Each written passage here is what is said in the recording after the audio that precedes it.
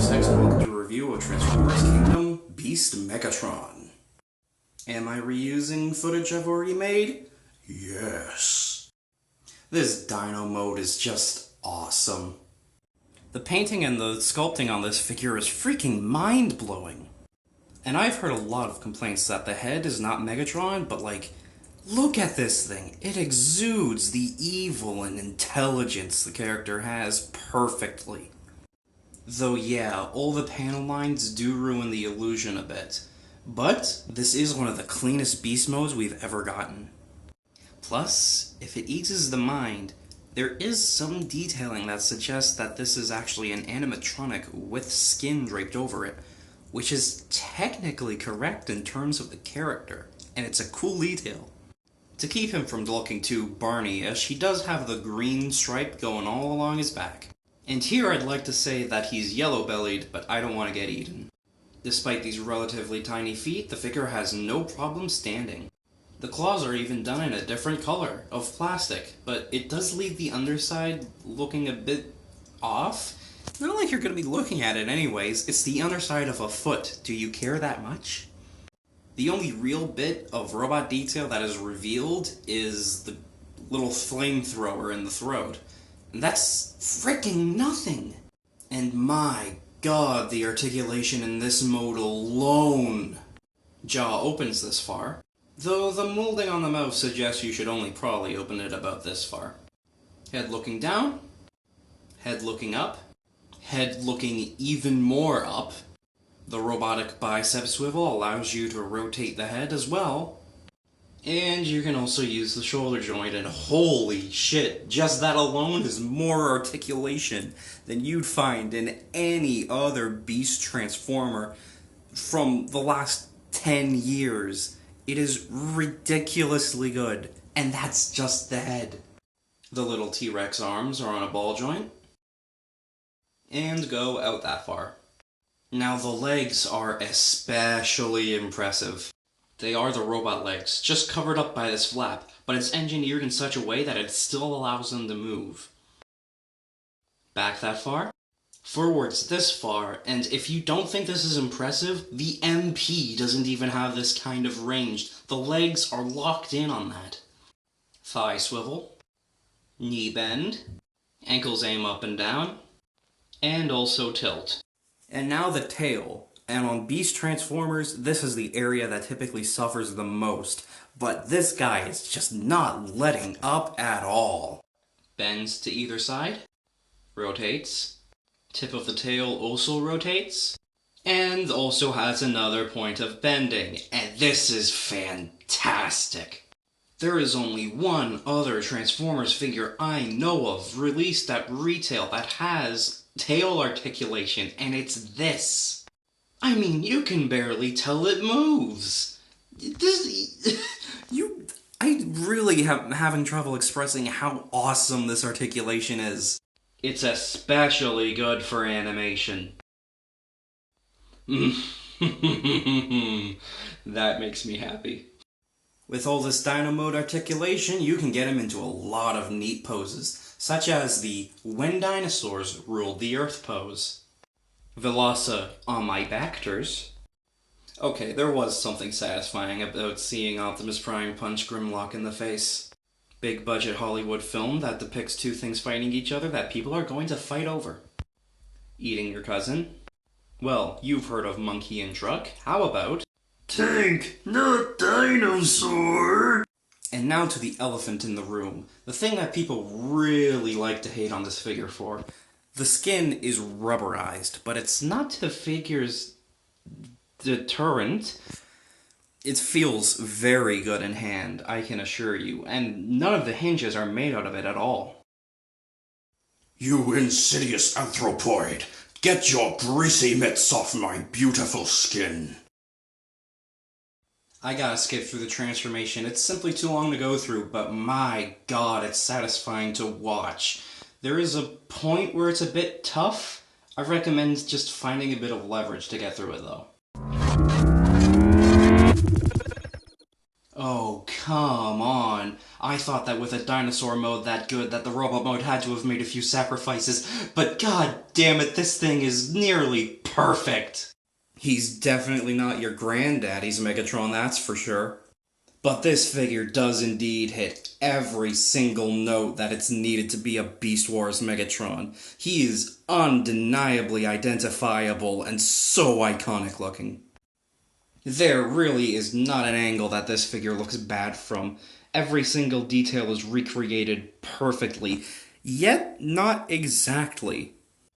While you can definitely tell it's Beast Wars Megatron, technically speaking, none of the details are screen accurate. To me, it looks like they took the low poly model, figured out what the designers were trying to do, and updated it to be better. See, this is how you do this shit. See, Travis Knight, you can update a design without completely destroying it. One of the barely any complaints I have about this figure, though, is the fact that the back of the head is unpainted, and it is noticeable.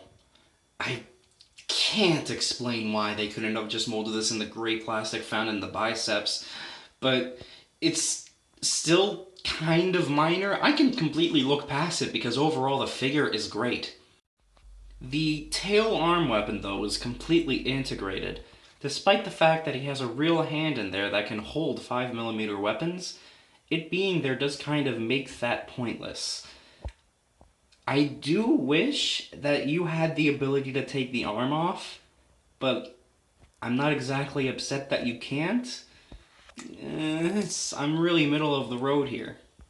And the backpack isn't even all that bad. Are you fucking kidding me? I've seen car transformers with both backpacks than this. And this has to turn into a realistic looking T-Rex. It compacts up amazingly well for what this is. And you have the balls to complain about this. You are ridiculous. I find it weird how people were complaining about this figure from the pics first released, but honestly, this guy is not as bad in person. The color does seem a bit light for the purple on his body, but I like how it contrasts to the purple from his T-Rex bits. Overall, I have to say that this robot mode is as perfect as you can get for this character on a retail figure. And articulation-wise, he's not slacking in robot mode either. Head is on a ball joint. For some reason, only the right shoulder is on a butterfly joint. I guess to help with the T-Rex mode articulation. It doesn't even move enough to be noticeable. Arms rotate. Both angle out. The tail arm does angle out a bit more due to the transformation. Biceps swivel on both. Elbow bends on both, and this is the main difference. The tail arm does bend more than the head arm. And the dino head retains all the posability from dinosaur mode. Waist rotation. Hips angle out that far, though they do go farther if you put the hip kibble back into dinosaur mode. Legs go forward and back, as you can expect on literally every figure that exists.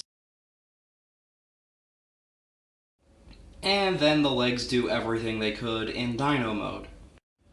Megatron has all the articulation you can expect from modern Transformers figures, especially at the leader class price point.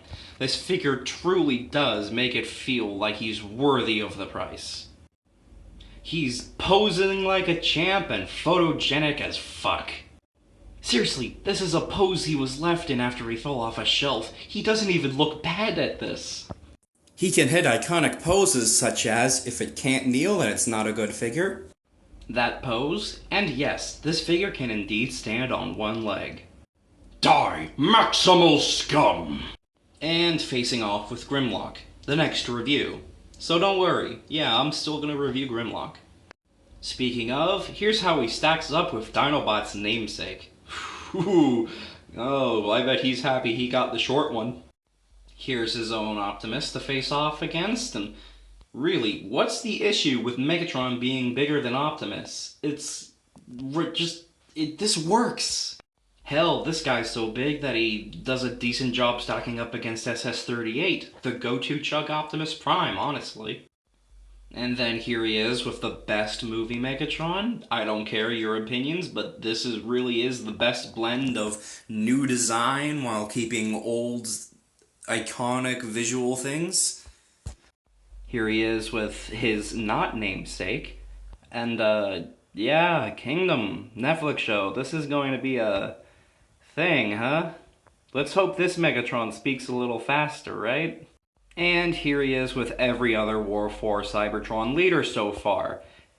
Kind of sad how he's only the second one to actually have the mass to feel like a leader, though. One could argue for Double Dealer, but no. And here he is with the other Predacons, the least in the line so far.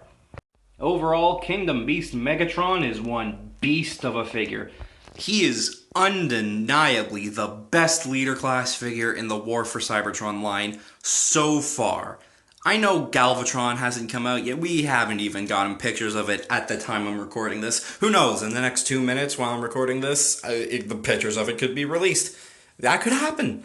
But I seriously doubt it could go the extra miles that this figure goes to in order to be as bold and brash and fucking fun that this figure is. If you are a Beast Wars fan or a general Transformers fan in any sense of the light, you owe it to yourself to get this figure. This is an iconic figure through and through, and even if it doesn't age well, this is a figure that's going to be going down in the history books for the rest of time. I've been Nexus 846 Productions, and until next time, Roll out. Or, I guess, walk, since you don't have wheels.